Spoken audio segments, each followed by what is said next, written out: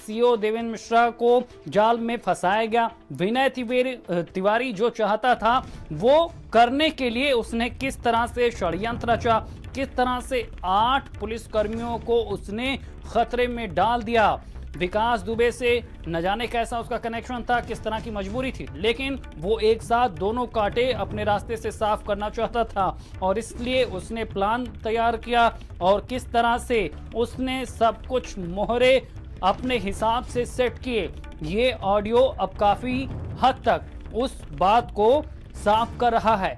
सब कुछ जानकारी थी उसे। विकास दुबे कांस्टेबल को धमकी दे चुका था, वो मन से तैयार था हमले के लिए और ये बात पुलिस महकमे में उसके करीबी जान चुके थे। बावजूद इसके विनय तिवारी ने किस तरह से अलर्ट नहीं किया, तथ्यों को छुपाया, जाल में फंसाया और उसकी परिणति थी बिकरू कांड, जिसकी वजह से 8 पुलिसकर्मी शहीद हो गए।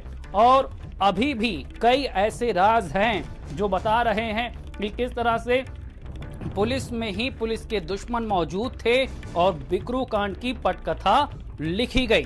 बिकरू कांड पे ये सबसे नया और सबसे बड़ा खुलासा हम आप तक पहुंचा रहे हैं। किस तरह से यह ऑडियो वायरल हुआ है, सीओ देवेंद्र मिश्रा और एसपीआरए के बीच की ये बातचीत सब कुछ काफी हद तक साफ कर रही है कि जानकर भी कौन यहां पर अनजान बना रहा, किसने प्लान तैयार किया। विनय तिवारी की भूमिका शुरुआत से ही संदिग्ध थी, वो मौजूद था वहां पर, कोई एक्शन नहीं लिया, ना अपने साथियों को बचाने के लिए गया क्योंकि षड्यंत्र और साजिश उसके दिमाग में पहले से तैयार थी। एक बार फिर आपको ऑडियो सुनाते हैं। हाँ जैन सर। हाँ जी। ये हमारे यहाँ गांव पड़ता है सर, एक जादेपुर घस्सा। हाँ। वहाँ के राहुल तिवारी आए हैं, एप्लीकेशन दे रहे हैं विकास दुबे के खिलाफ। धारा बन रही है 364, 342, 307 7 CLA। अपहरण किए हैं। फॉर्चूनर गाड़ी में डाल लिया तथा ले जाकर कमरे में बंद कर लिया। मौका पाकर वहां से किसी तरह भाग निकला। जैसे ही प्राची विक्रू मोड़ पर पहुंचा तो विकास दुबे ने घेर कर ताबड़तोड़ गोलियां चलाई। अच्छा, इन दोनों का गांव एक ही है क्या सर? दोनों का गांव एक ही है क्या? इन दोनों का जो वादी है और दूसरा पक्ष है। हाँ वहीं का है सर। गांव अलग अलग है कि एक ही है? ये जो है बिल्कुल लगा हुआ है, एक है सर, लगा हुआ अच्छा। आसपास के हैं, एक ही है सर। तो गांव में फोर्स भी लगाने की जरूरत पड़ेगी थोड़ा, है ना? फोर्स लगाने की तो जरूरत पड़ेगी सर, लग जाएगा, कोई ऐसी बात नहीं है। एसओ शायद कह रहे हैं कि आप आ जाइए तब मैं जाऊंगा, तब इसके लिए तो मैं जा रहा हूँ, तब जाएंगे, सब निकलेंगे वो।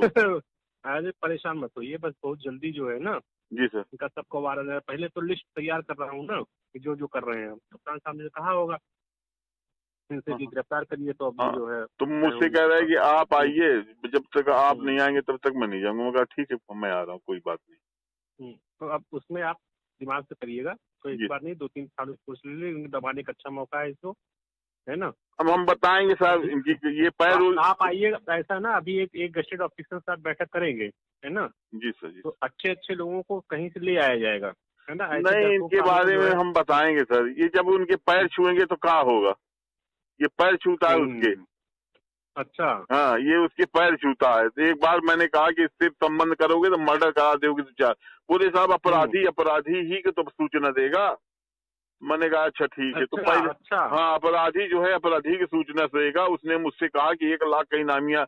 मैंने कहा थाना चलाओ, तो 1 लाख नहीं मरवा देगा थाने में 2-4 को, वो जो है थाना चलाओ। बता रहे हैं बस अब सारी लोगों के अभी बैठक करते हैं ना और तो वो साहब असल में उन्होंने ज्यादा रख दिया था हाथ, पहले वाले एसएसपी साहब तिवारी जी, तो उसके ऊपर, इसी एसओ के ऊपर। अच्छा हाँ, तो इसलिए बोलना सीख गया था। अब कल 10 मिनट आपका टाइम सर लेंगे, मैं बताऊंगा इसके बारे में क्या क्या है। आइए, अभी एक आपने रिपोर्ट दिया है ना, एक आपने रिपोर्ट दिया था जिस पर सीओ ने कोतवाली कोई जांच करके मुक्त कर दिया था।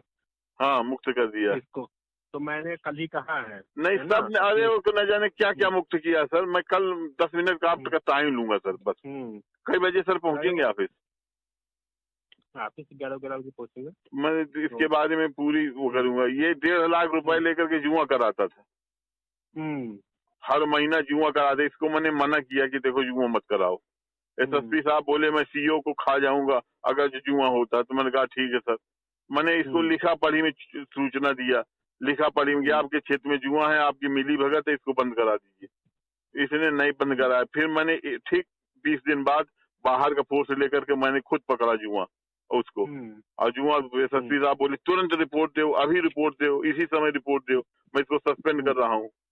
हमने रिपोर्ट दे दी। प्रयोग करें, स्वस्थ रहें, दीर्घायु रहें। लोगों को आते थे उससे इसने लिया 5 लाख, बोले गैंगस्टर में साले बंद हो जाओगे। वो उठा के 5 लाख दे दिया SSP को। तो उन्होंने जो PCO कल्याणपुर कर रहे थे वो भी खत्म कर दिया सभी। थैंक यू त्यागी साहब, थैंक यू, धन्यवाद। ये स्थिति है सर, इससे तो हम इसीलिए बात करना साहब इससे वो कर दिया, और करने लगा क्या कर लिया मेरा CEO। बोले यार भाई बोल, कुत्ते का बच्चा है तू। मुझे कहा कि बगैर साहब आपके नहीं आएगा, तो मैंने कहा कि तुम किस किस मामले में मुझको बताया आज तक। आज दबी की दिक्कत हो गई तो मुझे जरूरत पड़ गई, ठीक है मैं आ रहा हूँ। ये है ये वो लोग नहीं है कि ये कह दें कि जो है अरे सर आप कहाँ आएंगे मैं देखता हूँ। अरे सर देख, वो पैर छूता तो कल कहेगा ना कि CEO साहब लेके फोर्स आए थे, नहीं तो मैं तो कतई आने वाला नहीं था। ये है, इसलिए हमको बुलवा रहा है। कोई मतलब थोड़ा है। वो तो फोन उसको कर ही दिया होगा कि भाग जाओ यहाँ से। ऐसा नहीं है, वो तो फोन उसने बता दिया होगा जाओ यहाँ से। मैं आपको बता रहा हूँ साहब, मैं तो कुत्ते का बच्चा है तू। गेट पर पहुँच गया हूँ थाने पर। ठीक है, दबिश पड़ जाएगी भाई तू बुरा ना डूबने से मौत हो गई। परेशान मत होइए। चीन हमें ढाई तरफ से हम लोग न जाने कितनी। बताऊंगा आपको कि यहाँ भी देखता हूँ मैं, प्रयागराज में देख के, जितना गस्टेड ऑफिसर काम करता है उतना काम कोई नहीं करता। न जाने कितनी साहब बरसातें देखी हैं। ऐसा थोड़ा है सर, हम लोग वैसे थोड़ा कि जैसे अपराधियों से वो करके पीछे हट जाए। लेकिन इसकी बात इसके उससे मुझे चिढ़न होती है कि तो आपने हमको कल बताया ही था। चलिए ठीक है,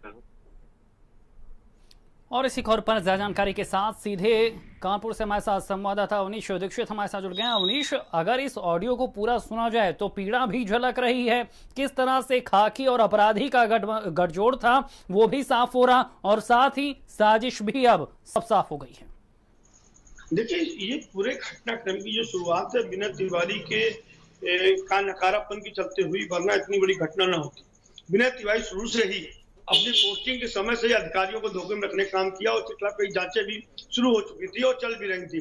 हालांकि अधिकारियों ने इस पूरे मामले में कार्रवाई भी की थी, लेकिन लखनऊ में बैठे जो भी इसके आका थे या जो मंत्री या IAS अधिकारी थे, IPS अधिकारी थे, वो इसको बराबर बचा लेते थे। और यही कारण था, ये मनबड़ हो गया तो इसके क्षेत्र में अपराध चरम पर था, और थाने के अंदर मारपीट होना, थाने के अंदर नेताओं को जमावड़ा लगना, थाने के अंदर जराइम की बातें होना, जर्म, और जो अपराधी पद के लोग थाने में उनकी एंट्री थी। और तो इसने क्या किया था, अपने थाने में जो क्षेत्रीय सम्मानित पत्रकार थे उनको अपने थाने के ग्रुप से STM से हटा दिया था कि कोई थाने में कायदे का पत्रकार ना आ पाए, जो पत्रकार आए वो ब्लैकमेलर आ पाए। और एक नहीं ऐसी कई ऐसी बात आती थी कि जो अच्छे समाचार पत्रों के और न्यूज चैनल के पत्रकार वहां जाते थे उनको थाने में एंट्री तक नहीं करने देगी, उनसे दुर्व्यवहार किया जाता था। पूरा थाना, चाहे सिपाही हो वहां का, चाहे महिला पुलिसकर्मी हो, चाहे महिला दरोगा हो, या पुलिसकर्मी हो, सबने एक सूत्री कार्यक्रम एक बना रखा था। पुलिस थाने में जो जाता था उसके साथ दुर्व्यवहार करते थे, और यही वजह थी विनय तिवारी इतना मनबड़ था कि वो अपने अधिकारियों, चाहे CO हो, चाहे SP हो, चाहे SSP हो,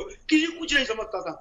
बात सही है, देवर मिश्रा ने जो आरोप लगाए हैं, हालांकि उनकी जांच की जाए तो इसके खिलाफ कई जांचें तत्काल SSP चालू करा दी थी, जो आज भी चल रही है। विनय तिवारी को हर मामले में दोषी पाया गया था। विनय तिवारी के खिलाफ कई ऐसी जांच संतुष्टि भी तत्कालीन SSP ने की थी, लेकिन लखनऊ में बैठे उनके जो आका थे वो उसको बार बार बचा लेते थे, क्योंकि एक नया लड़का एकदम थाना कानपुर आता है, थाना चौबीपुर का 4 तेरे कमाऊ थाना होता है, वो भी किसी न किसी अधिकारी या मंत्री के दबाव में दिया गया था। बिल्कुल अवनीश, लेकिन जिस तरह से हम इस ऑडियो को सुने तो जिस तरह से VK श्रीवास्तव बता रहे हैं वो केवल उस दिन की कहानी को नहीं बता रहे हैं, वो बता रहे हैं कितने लंबे समय से यहाँ पर अभय दान मिलता आ रहा था विनय तिवारी को, किस तरह का उसका बर्ताव था, किस तरह से बड़े अधिकारी उसको शय देते थे, यानी पहले से ही पूरी नींव तैयार कर दी गई थी। और फिर देवेंद्र मिश्रा जो कि लगातार टेढ़ी नजर बनाए हुए थे विनय तिवारी पर, वो उनको भी हटाना चाहता था। विकास दुबे से भी जो उसकी रार थी वो खत्म करने के लिए एक दूसरे को आमने सामने लाना चाह रहा था, और सब कुछ वैसा ही हुआ जैसा विनय तिवारी चाहता था। देखिए, विनय तिवारी ने पूरे घटनाक्रम की जो आधारशिला इस बात से रखी, अपने सीओ को जानकारी दी, सर राहुल तिवारी नाम का एक व्यक्ति आया है, जबकि यह राहुल तिवारी बीते 4 दिनों से पुलिस के चक्कर लगा रहा था, कोई कार्रवाई नहीं हो रही थी। आखिर में विनय तिवारी ने एसएसपी के पास गया, एसएसपी ने इसमें आदेश किया कि जाइए एफआईआर लिखाइए, तो तब भी इसने एफआईआर नहीं लिखी। ये विकास दुबे के वादी राहुल तिवारी को लेकर गया, जहां विकास दुबे ने इसके साथ एसओ के साथ मारपीट की। एसओ का पिस्टल छीन लिया गया, एसओ के मुंह पिस्टल डाल दी गई और एसओ से कहा गया तुम्हारी जान भी यहीं ले लेंगे, राहुल तिवारी तुम्हारा ही जाएगा। इसने अपना जनेऊ दिखाकर विकास दुबे को अपनी जान बचाई और गंगाजल हाथ में लिया दोनों ने, विकास दुबे ने और तत्कालीन एसओ विनय तिवारी ने, कि अब हम कोई भी कार्रवाई न तो हमारे खिलाफ करो न हम तुम्हारे खिलाफ करेंगे। लेकिन विनय तिवारी इसके थाने आया और राहुल तिवारी से सादे कागज दस्तखत करवा दिए और उसने उस पर अपहरण का 307 का, घर में उसके बंधक बना के मारपीट करने का मुकदमा लिख दिया और उसके बाद भी अपने अधिकारियों को धोखे में रखा। और इस दबिश की जानकारी के लिए एसएसपी को बताया कि अपराधी है बहुत बड़ा और इसके खिलाफ कार्रवाई होना जरूरी है। एसएसपी चूंकि जिले में नए नए आए थे, उनको 2-4 दिन हुए थे, उनको जानकारी नहीं हो पाई कि विकास दुबे के बारे में। उसने बताया सर 1 लाख का इनामी भी है, जबकि इसमें कोई इनाम नहीं था। उन्होंने इस पूरे मामले को गंभीरता से लिया और तत्कालीन शिवराजपुर, चौबेपुर, बिठूर थाने की फोर्स को और सीओ देवेंद्र मिश्रा के नेतृत्व में भेजने का आदेश किए और 10:57 पर, सबसे महत्वपूर्ण बात है, 10:57 पर थाने में एफआईआर होती है और 11:30 बजे टीम वहां पहुंच जाती। आधे घंटे में क्या वजह थी कि टीम वहां पर पहुंची, तो निश्चित रूप से विनय तिवारी जो कुचक रहा था जाल अपना, उस जाल को देखकर ये पूरा बवाल हुआ और जाल में जो पुलिसकर्मी फंस गए, वो अपनी जान गंवानी पड़ी। क्योंकि विनय तिवारी जब घटनास्थल पहुंचा था तो जो जेसीबी के पास खड़ा होकर सबको एक करके वहां निकलवा रहा था, लेकिन खुद जेसीबी पार नहीं कर, कुछ जेसीबी पार करते उधर गोलियां चलने लगी थी। तो विनय तिवारी सबसे पहले वहां से भागा और उसके थाने पुलिसकर्मी भागे, क्योंकि पूरे घटनाक्रम में ना तो चौबेपुर थाने का एक सिपाही या महिला सिपाही या दरोगा घायल हुआ या उसकी मौत हुई। तो सबसे ज्यादा पुलिस लोग हुए, सबसे ज्यादा चौबेपुर, शिवराजपुर और बिठूर थाने पुलिसकर्मी हुए जिनके ऊपर फायरिंग की गई। जो 8 लोग शहीद हुए वो भी बिठूर शिवराजपुर थाने के थे, ना कि चौबेपुर थाने के थे। चौबेपुर थाने के सभी पुलिसकर्मियों को मालूम था कि विकास दुबे ऐसा कुछ भी कर सकता है। उसे धमकी दी थी कि पूरे थाने की जीप को मिटा देंगे, तो एक एक को चुन के मारेंगे, अगर कोई दबिश देने आता है। मेरे खिलाफ जो मुकदमा लिखा है बिल्कुल गलत लिखा जा रहा है। बिल्कुल अवनीश, लेकिन आप बातचीत को भी सुनिए, किस तरह से एसपीआर बार बार कह रहे हैं कि यहां पर विनय तिवारी जिद भी कर रहा कि अगर सीओ नहीं आएंगे दबिश पे तो वो नहीं जाएगा, यानी उसके दिमाग में सब कुछ पक चुका था। जिस तरह से आप भी लगातार बता रहे हैं कि किस तरह से सब प्लानिंग पता थी। चौबेपुर पुलिस को यहां पर उस घटना में भी कुछ नहीं हुआ जहां पर ताबड़तोड़ गोलियां चल रही थी। जिस तरह से बिठूर पुलिस निशाने पर रही, जिस तरह से शिवराजपुर की पुलिस निशाने पर रही, यानी कि कहीं ना कहीं जानबूझ के यहां पर खतरे में डाला गया यहां पर देवेंद्र मिश्रा को और उनकी टीम को, और ये पूरी प्लानिंग सिर्फ उस प्रतिशोध का बदला थी जो राहुल तिवारी के साथ विकास दुबे के घर पर हुआ। देखिए, पूरे थाने चौबेपुर पुलिस की भूमिका, जिसमें वो 53 पुलिसकर्मी भी हैं, जिसमें महिला पुलिसकर्मी भी, उन सबकी भूमिका कि अगर जांच की जाए तो सबके संबंध विकास दुबे निकलेंगे, क्योंकि विकास दुबे सबसे फोन पे बात करता था। और थाने में अगर बिकलू गांव या आसपास किसी गांव का आदमी थाना पहुंच जाता था तो विकास दुबे सूचना दे दिया कि आपके फला गांव का व्यक्ति यहाँ आया है। विकास दुबे क्योंकि सल्तनत चलाता था अपनी, और वो नहीं चाहता उसके गांव के आसपास, गांव के फैसले आसपास के 10 किलोमीटर एरिया के थाना पुलिस करे। वो खुद को अपना शहंशाह समझता, तो यही वजह थी कि वहां की मुखबिरी एक पुलिसकर्मी करता। जो 57 पुलिसकर्मी वहां हटाए गए हैं उनके खिलाफ भी एफआईआर अभी तक दर्ज होनी चाहिए, तो उनको गिरफ्तार करके उनको भी जेल जाना चाहिए था, क्योंकि पूरी घटना में पुलिस को मरवाने पुलिस का अहम योगदान था। उनमें चौबेपुर के पुलिसकर्मी को किसी को खरोच न आना, किसी को गोली न लगना, कोई चीज की मौत ना होना, ये साबित करता है कि चौबेपुर पुलिस को पूरी घटना की जानकारी थी कि वहां पुलिस के साथ क्या होगा। बिल्कुल अमीश, यहाँ पर जिस तरह से ये ऑडियो अब सामने आया है और जिस तरह से जिद की जा रही है, जिस तरह से जुर्म की जा रही थी, यानी ट्रैप तो यहाँ पर किया गया, लेकिन अब कार्रवाई क्या होनी चाहिए? किस तरह से इस पूरे नेक्सस का पर्दाफाश होगा? जो राज विकास दुबे के अपने साथ उसके एनकाउंटर के साथ खत्म हो गए, अब वहां तक कैसे खुलासे होंगे? देखिए, निश्चित उस मामले में सबसे विकास दुबे महत्वपूर्ण कड़ी था। लेकिन एसटीएफ के साथ हुई मुठभेड़ में वो मारा गया। कई ऐसे राज थे जो उसको शेल्टर दे रहे थे, जिनके दम पे वो राजनीति कर रहा था, जिनके सर पे वो फरार हुआ था पुलिस पे हमला करके, उन सब लोगों के नाम नहीं खुल पाए। और निश्चित रूप से ये सारी जानकारी एसटीएफ के पास है, लेकिन एसटीएफ जानकारी उसे मुख्यमंत्री शेयर कर रही है, किसी को बता नहीं रही है कि उसके आका कौन लोग थे। उसमें आईएएस अधिकारी भी हो सकते हैं, आईपीएस